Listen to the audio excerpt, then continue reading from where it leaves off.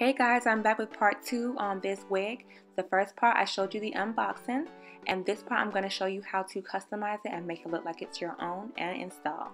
So this is a natural wave. If you need more hair details, check out my previous video on the unboxing. I talk about the length and the curl pattern and all that good stuff.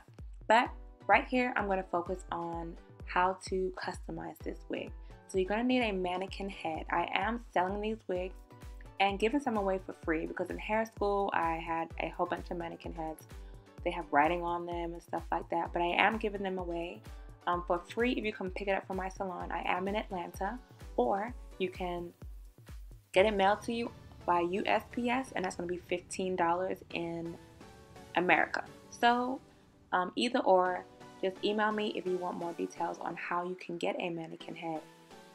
And yeah, so you're going to place your wig onto your mannequin head and make sure that there is no hair on that hairline. Push everything back, because when you add that bleach, you don't want to put any more bleach on your hair itself. You're just trying to get it onto the hair bulb or the knots. Using a T-pin, you're going to go ahead and secure your wig in place. I use about 2 T-pins to secure this 360 wig, and that's all you really need. Now for this part, you're going to need some bleach. I'm using Blonde Me, but you can use any kind of bleach you have, whether it's BW2, you can get that from Sally's. This is for cosmetologists only, so I don't think you can get your hands on this. So get you some BW2 and 40 volume or 30. I use 40 because I'm trying to hurry up and get it over with. It's not going to take me long to apply the product, and pour the same amount of developer into your scoop, so that makes a 1-to-1 ratio. Go ahead and mix the products together nicely and try not to make a mess like I am. If you can put your bowl upside down without it dripping out, then it's the right consistency. And this part is pretty simple. You're just going to go ahead and apply it to the frontal, or the front part of the wig. And quickly and swiftly you can do this. Now because the consistency is nice and thick, this is not going to seep through the lace. It's going to bleach the knots only. You don't have to worry about hot spots or anything like that. So I'm moving pretty fast. If you're new to this, please check out my previous videos. I'll put it in the description box below. And try to use 30 volume since you're not as fast as I am.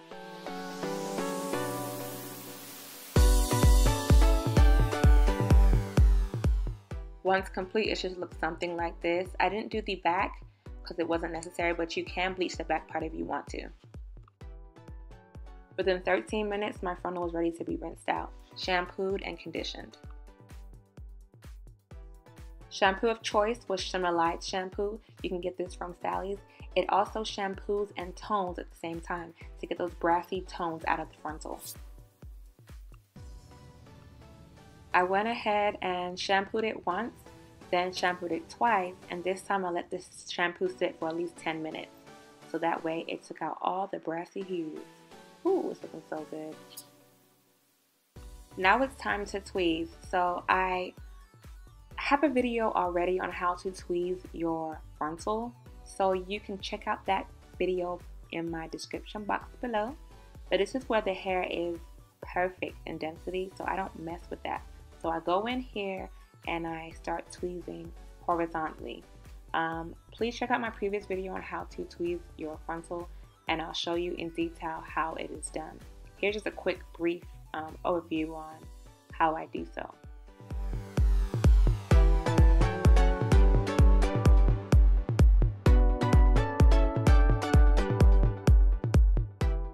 Once plucked, it should look something like this. The hairline should be low in density and it shouldn't be any harsh lines. Okay, so our knots are bleached, our hairline has been tweezed, so we're pretty much good to go.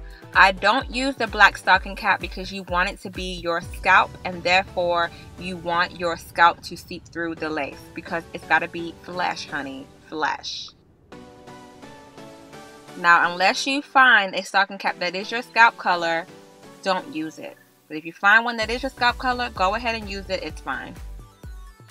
So as you guys know, my mom does suffer from alopecia, so we wear wigs so that there's no tension on her hair.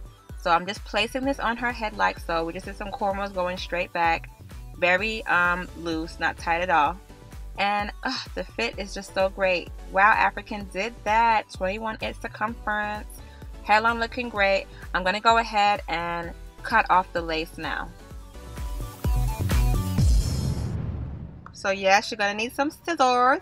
I have these little baby scissors. I think they're used to cut, I don't know what they're used for, but I'm using these little ones because it's easy for me to cut, and I'm going in a kind of zigzag motion across her head.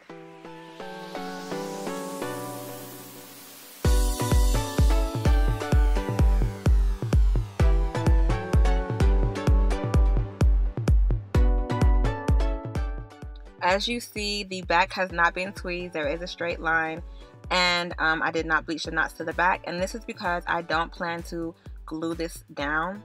And in order for it to lay really nice and put it into a very high ponytail, the whole back portion has to be gelled or glued down, and we're not doing any of that, so it's not necessary. But if you do plan to gel the back part down, please do bleach and tweeze the back portion of the wig. And then with our adjustable straps, you're going to go ahead and tighten it to the perfect fit you desire, and then slide your combs right under that braid. So as you guys know, I'm using the glueless method to lay this wig down. So I'm not using any gel at the back because she's going to sweat it out anyway. She's working out. But the front part, I did add the gel to the hairline, and I have a link below to show you how to gel down your frontal the glueless way. Even though I didn't use any adhesive on the back part of her hair, she could still wear it in a low ponytail. And if she had more braids in the back, I could stitch it as well. So if you wanted to stitch the back part down too, you can do that also.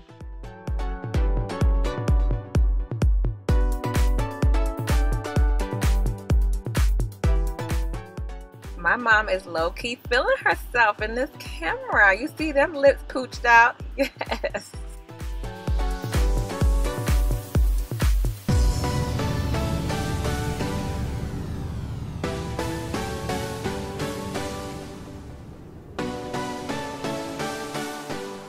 So of course it wouldn't be right if I didn't give you an up-close look on the frontal itself. And I also wanted to show you guys what I meant by when you part your frontal, it should look like flesh. See, her scalp seeps through that lace. So if you had that black stocking cap, it wouldn't look natural. So that's why I don't really use stocking caps unless it does match their skin tone. The gel does last 3 days if you don't sweat. It's called Got to Be Glue Gel. But if you do sweat, then you're going to have to reapply daily. Unless you find a good glue that works better for you. I like the gel method. So I have curled it, honey. You know I had to slay for you guys. Let me get that comb right now and comb them curls out because we don't like them to be in uniform. We need that flawless, messy look. So yes, thank you guys for tuning in.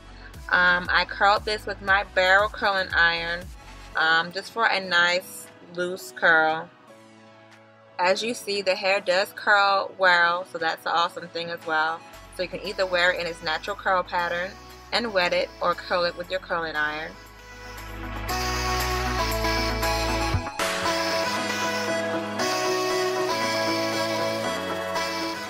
I went in and put some baby hairs in there as well.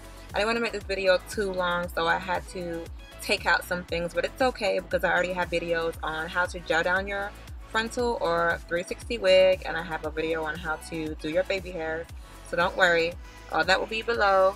Thank you guys for tuning in. Don't forget to rate, comment, and subscribe, and also share this video with those who you think might be interested. If you are suffering from alopecia or any hair loss, don't worry, we got wigs and extensions to help with that.